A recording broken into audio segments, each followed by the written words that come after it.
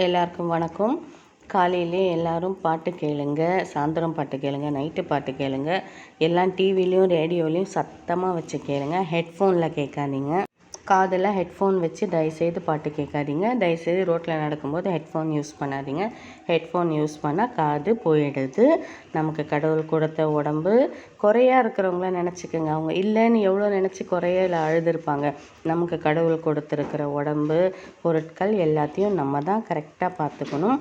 காது போயிடுச்சுன்னா வராது, கண்ணு போயிடுச்சுன்னா வராது. அதனால் சத்தமாக பாட்டு கேளுங்க, ரேடியோலையும் டிவிலையும் வச்சு கேளுங்க, ஹெட்ஃபோனில் கேட்காதீங்க. அதே மாதிரி சுறுசுறுப்பான பாட்டு கேளுங்க, கொஞ்சம் ஸ்பீடான பாட்டு கேளுங்க. சோகமாக இருக்கும்போது சோகப்பாட்டு தயவுசெய்து கேட்காதீங்க, அது நம்மளை இன்னும் சோகப்படுத்திடும். சந்தோஷமான பாட்டு கேளுங்க, சந்தோஷமாக இருங்க. காலையிலே கிளம்பும்போது எல்லாருமே பாட்டு கேட்டு குடும்பத்தோடு சந்தோஷமாக இருங்க. டான்ஸ் ஆடுங்க, பாட்டு பாருங்க, சிரிங்க. டான்ஸ் ஆடுறது ஒரு 10 நிமிஷமோ 15 நிமிஷமோ நான் சத்தமாக பாட்டு வச்சுட்டு டான்ஸ் ஆடுனா அதுவே பெரிய எக்ஸசைஸ், உடம்புக்கு ரொம்ப நல்லது. எல்லோரும் ட்ரை பண்ணி பாருங்கள்.